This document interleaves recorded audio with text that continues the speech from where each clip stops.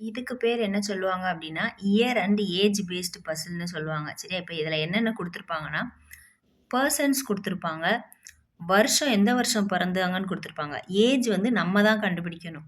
அந்த ஏஜ் எப்படி கண்டுபிடிக்கணும்னா, அவங்களே ஒரு வருஷம் குடுத்து, 2019 வரைக்கும் இவங்களுக்கெல்லாம் என்ன வயசு? ஓகேவா? அத நம்ம கண்டுபிடிச்சு தான் அடுத்து இந்த பசில் செய்யணும். சரியா? இது எப்படி செய்யலான்னு பார்க்கலாம். ஃபர்ஸ்ட் வாசிப்போமா? 7 persons were born in different years. 7 பேரு 7 டிஃபரெண்ட் வருஷத்துல பிறந்திருக்காங்க. என்னென்ன? ஃபர்ஸ்ட் வருஷம், செகண்ட், 3வது, 4வது, 5வது, 6வது, 7வது. அப்ப 2019 வரைக்கும் இவங்களோட வயசு என்னன்னு நம்ம ஃபர்ஸ்ட் கண்டுபிடிக்கணும். 2019 is the base year for measuring the age of all persons. சரியா? குடுத்துட்டாங்களா? நெக்ஸ்ட் இதை எப்படி எழுதணும்னு பார்க்கலாம். மொத்தம் 7 பேர் சொன்னாங்களா? அப்போ ஃபஸ்ட்டு எனக்கு இங்கே யார் யாருன்னு கொடுக்கல, ஏபிசிடின்னு கொடுத்தா நான் ஏபிசிடின்னு நான் வரிசையாக போடுவேன். வருஷம் கொடுத்ததுனால ஃபஸ்ட்டு வருஷத்தை எடுத்து எழுதலாம். 53, 63, 68, 53, 63, 68. நெக்ஸ்ட்டு 76, 90, 93, 76, 90, 93. நெக்ஸ்ட்டு 98. இதுவா? இதை போடணுமா? போடக்கூடாது. ஏன்னா அதை வச்சு தான் நம்ம கணக்கு போட போகிறோம். இப்போ 98. இதெல்லாம் என்னது? இயரு. ஏஜை நம்ம இங்கிட்டு எழுதிக்கிறணும். சரியா? இங்கிட்டு பர்சன்ஸை நம்ம எழுதுவோம். சரிங்களா? ஏஜை 2019 வரைக்கும் வச்சு கணக்கு பண்ண சொல்லியிருக்காங்க. ஓகேவா? நீங்கள் இதை ப்ராப்பராக எப்படினாலும் பண்ணிக்கிறலாம். நான் எப்படி பண்ணுவேன்? நார்மலாக எப்படி பண்ணுவாங்க? 2019 மைனஸ் இப்போ 98. இது என்ன 98? 1998. அப்போ 1998 1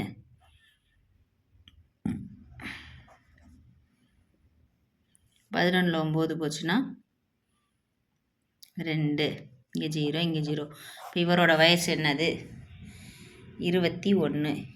ஓகேவா? இப்படி நம்ம கண்டுபிடிப்போம். சரி, இதை இன்னொன்று எப்படி கண்டுபிடிக்கலாம்? ஃபஸ்ட்டு இதுக்கு மட்டும் இப்படி கண்டுபிடிச்சிட்டு இங்கே வயசு எவ்வளோ இங்கே வந்து வருஷம் எவ்வளோ குறையுதோ அதை இங்கே கூட்டிக்கிறணும்.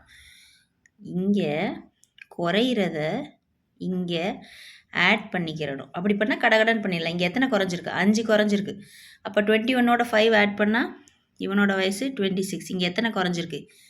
7 குறைஞ்சிருக்கு. அப்போ இவனோட 7 ஆட் பண்ணால் 33. சரிங்களா? நெக்ஸ்ட்டு இங்கே எவ்வளோ குறைஞ்சிருக்கு? இங்கே 14 குறைஞ்சிருக்கு. சரியா? இவனோட 14 ஆட் பண்ணோம்னா 57.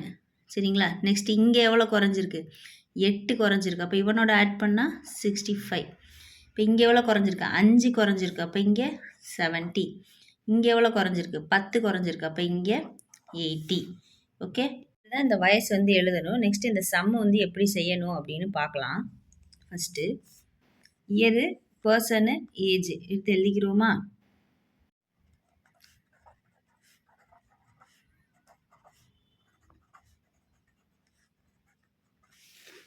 எப்பயும் போல் லைன் போட்டுக்கோங்க.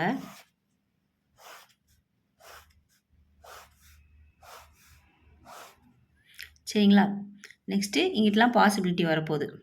இது ஃபஸ்ட்டு பாசிபிலிட்டி, செகண்ட் பாசிபிலிட்டி, இப்படி எடுக்க போகிறோம். யாருக்கு பாசிபிலிட்டி எடுக்க போகிறோம்? பர்சன்ஸ்க்கு தான். ஏன்னா இது கான்ஸ்டன்ட்டு, இங்கிட்டு நம்ம போட போகிற ஏஜ் கான்ஸ்டன்ட்டு. நெக்ஸ்ட்டு இங்கிட்டு ஏஜ் எல்லாம் ஃபில் பண்ணிட்டு வரலாம். நான் சொல்லி கொடுத்த மாதிரி நீங்களே இந்த ஏஜ் எல்லாம் ஃபஸ்ட்டு ஃபில் பண்ணுங்கள். ஃபில் பண்ணிவிட்டு நெக்ஸ்ட்டு வீடியோ கண்டினியூ பண்ணுங்கள். ஏஜ் ஃபில் பண்ணிட்டீங்களா? Year, age. நெக்ஸ்ட்டு சம்மு செய்ய ஆரம்பிக்கலாமா? Not more then 2 persons were born before P. Pக்கு முன்னாடி 2 பேருக்கு அதிகமாக பிறக்கலை அப்படின்னா, ஒருத்தர் பிறந்திருப்பார், 2 பேர் பிறந்திருப்பாங்க. சரியா? 2 பேருக்கு அதிகமாக பிறக்கலை அப்படின்னா ஒரு ஆளாக இருக்கலாம், 2 பேராக இருக்கலாம், 0வாக கூட இருக்கலாம். இந்த இடத்துல இதை ஞாபகம் வச்சுக்கோங்க. 2 பேருக்கு அதிகமாக தான் பிறக்கலை. 2 பேருக்கு அதிகம்னா என்னது? 3, 4, 5 எத்தனை வேணாம். 2 பேருக்கு முன்னாடி யார்? 2, 1, 0 கிடையாது. அப்போ பி எங்கே வருவான்? பிக்கு முன்னாடி யாருமே பிறக்கலை, ஒரு பாசிபிலிட்டி.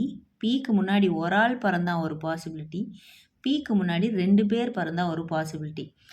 இந்த சம்மை நல்லா பார்த்தீங்கன்னா 4 வரி தான் இருக்கும். இப்போ இங்கே எங்கெல்லாம் நம்ம மிஸ்டேக் பண்ணுவோம் அப்படின்னா, ஏஜ் கண்டுபிடிக்கிறப்ப மிஸ்டேக் பண்ணுவோம், எடுத்த உடனே மிஸ்டேக் பண்ணுவோம். நாட் மோர் தென் 2% அப்படின்னா ஒரு ஆள் தான் போல் அப்படின்னு போட்டுருவோம். ஆனால் 3 பாசிபிலிட்டி வருதா. Next, 1 person was born between V and S. சரியா? And none of them have even number age. சரிங்களா? விக்கும் எஸ்ஸுக்கும் நடுவில் ஒரு ஆள். இப்போ எழுதுவோம், விக்கும் எஸ்ஸுக்கும் நடுவில் ஒரு ஆளாம். இவங்க 2 பேரோட வயசுமே ஈவன் கிடையாது. இப்போ இவங்க ஏஜு ஈவன் கிடையாது. நம்மகிட்ட எங்கெல்லாம் ஈவன் ஏஜ் இருக்குது? 26ங்கிறது ஒரு ஈவன் நம்பர் ஏஜ். நெக்ஸ்ட்டு 56ங்கிறது ஒரு ஈவன் நம்பர் ஏஜ். 66ங்கிறது ஒரு ஈவன் நம்பர் ஏஜ். அப்போ வி 66 வயசும் கிடையாது, 56ம் கிடையாது, 26ம் கிடையாது. அதே மாதிரி எஸ்ஸு 66ம் கிடையாது, 56ம் கிடையாது, 26ம் இதெல்லாம் என்னது கிடையாது. சரிங்களா? Next, there are as many persons were born before U as after Q. யூக்கு முன்னாடி எத்தனை பேரோ க்யூக்கு பின்னாடி அத்தனை பேர். சரியா? இந்த க்ளூ நல்லா ஞாபகம் வச்சுக்கோங்க. Next, difference between the age of T and S. டீயும் டீயோட வயசையும் எஸ்ஸோட வயசையும் டிஃப்ரென்ஸ் கழித்தோம் அப்படின்னா is not less than 20 years. அப்படின்னா டீயோட வயசையும் எஸ்ஸோட வயசையும் கழித்தோம்னா அவங்க வயசு 20க்கு அதிகமாக இருக்குமா?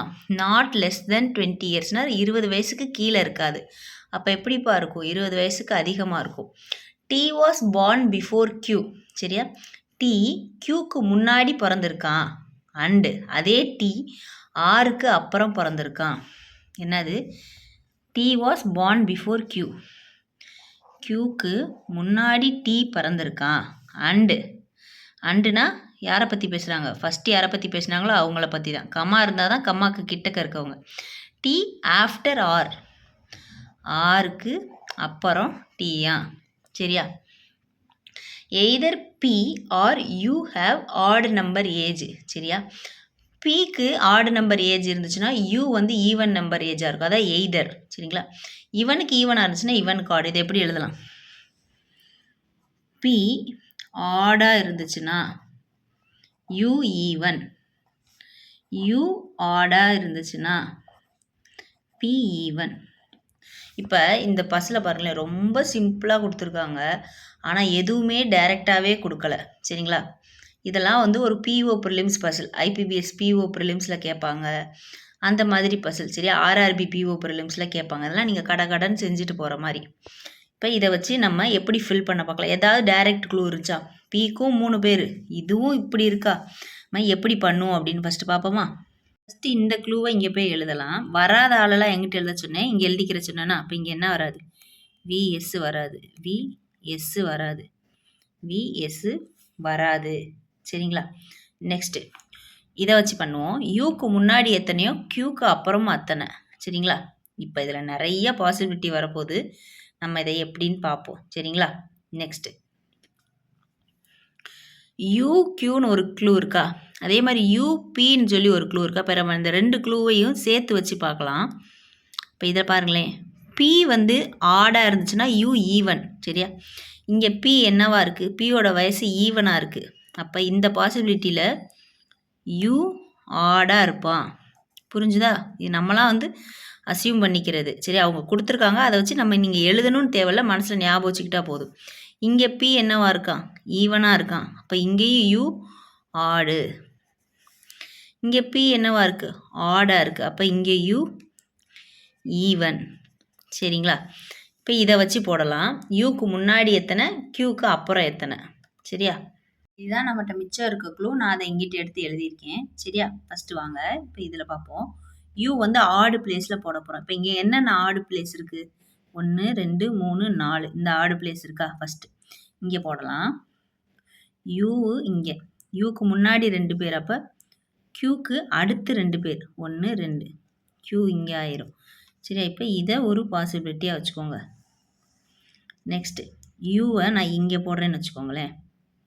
இது ஒரு ஆடு பிளேஸ் தானே. இங்கே போட்டால் 1 2 3. அதே மாதிரி 3 கீழே வருமா? 1 2 3. என்னால் கீழே 3 பேர் விட்டு போட முடியாது, ஏன்னா யூக்கு முன்னாடி 3 பேர் இருந்தால் க்யூக்கு பின்னாடி 3 பேர், எனக்கு க்யூ போட இடமே கிடையாது. இப்போ இது வராது. நெக்ஸ்ட் ஆடு பிளேஸ் இது. இங்கே போய் நான் யூவை போட்டேன்னு வச்சுக்கோங்களேன், க்யூ இங்கே தான் போடணும். அப்போ இந்த இதுக்கு இது கரெக்டு. சரிங்களா? நெக்ஸ்ட்டு இங்கே வாங்க. யூவை வந்து நான் ஆடு பிளேஸில் போட போகிறேன். ஃபஸ்ட்டு பிளேஸ் ஆடா இல்லை ஈவன் வயசு. நெக்ஸ்ட்டு இது ஒரு ஆடு பிளேஸு. இங்கே நான் யூ போட்டேன்னா இந்த ஃபஸ்ட்டு பாசிபிலிட்டி போட்டுக்கன்னா இங்கே யூ போட்டால் க்யூ வந்து எங்கே வருது? க்யூ இங்கே வருது. நெக்ஸ்ட்டு ஆடு பிளேஸ். நெக்ஸ்ட்டு இதுவா? இங்கே நான் யூ போட முடியுமா? இங்கே யூ போட்டால் தான் எனக்கு க்யூ போட இடமே கிடையாது. அப்போ இங்கே யூ வந்து போட முடியாது. நெக்ஸ்ட்டு ஆடு பிளேஸ் என்னது? இங்கே யூ போடலாமா? பி மட்டும்தான் நம்ம ஃபில் பண்ணி வச்சுருந்தோம். இப்போ யூவை இந்த ஆடு பிளேஸில் போட்டால் க்யூவை இங்கே போடலாமா? யூக்கு முன்னாடி இவ்வளோ, க்யூக்கு பின்னாடி இவ்வளோ. இப்போ இந்த இதில் 2 வந்துருச்சா? ஏன் நம்ம இங்கே யூவை வந்து ஏன் இந்த இடத்துல போடலை? ஏன்னா இங்கே யூ போட்டால் இங்கே ஏற்கனவே இந்த இடத்த பி வந்து ஃபில் பண்ணியிருந்தான். இப்போ இங்கே 2 இது நமக்கு வருது. சரியா? நெக்ஸ்ட்டு இதில் பாருங்கள், யூ வந்து ஈவன் பிளேஸ். ஈவன் எது? இது. ஃபஸ்ட்டு யூவை நான் இங்கே போட்டால் க்யூவை இங்கே போடுவேன். அடுத்த பாசிபிலிட்டி பி. யூவை இங்கே போட்டால் நான் க்யூவை இங்கே போடுவேன். சரியா? நெக்ஸ்ட்டு இன்னொரு பாசிபிலிட்டி, இங்கேயும் ஒரு ஈவன் இருக்குல்ல. இப்போ யூவை இங்கே போட்டால் க்யூவை நான் இங்கே போடுவேன். சரிங்களா? இது ஒரு பாசிபிலிட்டி. சரியா? நெக்ஸ்ட்டு இப்போ இதை முடிச்சிட்டோம். க்யூக்கு முன்னாடி டீக்கு முன்னாடி 6. இப்போ இங்கே வாங்க, க்யூக்கு முன்னாடி ஒரே ஒரு இடம் தான் இருக்குது. இப்போ நான் இங்கே டீயை போட்டால் இங்கே 6 போட முடியுமா? முடியாது. அப்போ இவன் தப்பு. சரியா? நெக்ஸ்ட்டு இங்கே க்யூக்கு முன்னாடி நிறைய இடம் இருக்குது. அப்போ இது வரும். க்யூக்கு முன்னாடி நிறைய இடம் இருக்குது, இது வரும். இங்கே க்யூக்கு முன்னாடி 2 பேரை நான் போடணும். 6 டீயும் எங்கே வேணால் போடலாம். ஆனால் இங்கே எனக்கு இடமே இல்லை. அப்போ இவன் தப்பாயிட்டான். க்யூக்கு முன்னாடி எனக்கு எத்தனை? 2 பேர் போடணுமா? 1 2. எனக்கு கரெக்டாக 2 இடம் இருக்கா? இப்போ நான் இங்கே போட்டுக்கிறேன் 6 டி. இதை நான் ஃபில் பண்ணியிருக்கேன். சரியா? நெக்ஸ்ட் இது கிடையாது. இப்போ க்யூக்கு முன்னாடி எத்தனை இடம் இருக்குது? 1 இடம் 2 இடம். அங்கே யார் போடணும்? 6 டி. இதை நான் ஃபில் பண்ணியிருக்கேன். சரியா? நெக்ஸ்ட்டு இப்போ இங்கேயும் ஸ்டார் போட்ட இடத்துலையும் நம்ம இந்த க்ளூவை ஃபில் பண்ணிட்டோம். இங்கேயும் ஃபில் பண்ணலை, அதை ஞாபகம் வச்சுக்கலாம். நெக்ஸ்ட்டு இந்த க்ளூக்கு போகலாம். டீலேருந்து எஸ்ஸை மைனஸ் பண்ணோம்னா 20க்கு அதிகமான நம்பர் வரணும். டி என்னது? இங்கே 43. சரியா? எஸ்ஸுக்கு எனக்கு இன்னும் எத்தனை வேல்யூ இடம் இருக்குது? 2 இடம் தான் இருக்குது. 43ல் 26 போச்சுன்னா என்ன வரும்? இங்கே ஒரு 4 17 வரும். ஆனால் எனக்கு 20க்கு மேலே வரணும். அடுத்து 43ல் 21 போச்சுன்னா 22. அது 20க்கு மேலே இருக்கா? இப்போ இங்கே தான் எஸ் வரப்போகுது. புரிஞ்சுதா? இது எப்படி போட்டோன்னு? நெக்ஸ்ட்டு டி இங்கே 43. அதே மாதிரி இந்த 2 இடம் தான் இருக்குது. அப்போ இங்கே தான் எஸ் வரப்போகுது. சரிங்களா?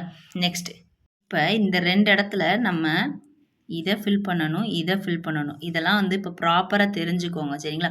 எல்லோரும் சொல்லித்தரப்போ இப்போ இந்த பாசிபிலிட்டியில் தான் ஆன்சர் வரப்போகுதுன்னா அதை மட்டும் போட்டு போயிடுவாங்க. இதை யாரும் எக்ஸ்பிளைன் பண்ண மாட்டாங்க. ஆனால் இதை நீங்கள் ப்ராப்பராக கற்றுக்கிட்டாதான் இது மாதிரி சிக்கலாக வந்து நிற்கிறப்ப என்ன பண்ண முடியும் அப்படின்னு தெரியும். சரிங்களா? க்யூக்கு முன்னாடி டி போடணும், அதுக்கு முன்னாடி நான் ஆர் போடணும். அப்போ இந்த ஆர் தான் முன்னாடி வரப்போகுது. சரிங்களா? க்யூ இங்கே இருக்கா? இதுக்கு முன்னாடி நான் டீயை போடணும். சரியா? அந்த டீலேருந்து நான் எஸ்ஸை மைனஸ் பண்ணால் எனக்கு 20 வரணும். சரி, இந்த 2 க்ளூவையும் மெர்ஜ் பண்ணிக்கணும். 20க்கு அதிகமாக வரணும். இப்போ இங்கே பாருங்களேன், டீயை நான் இங்கே போட்டேன்.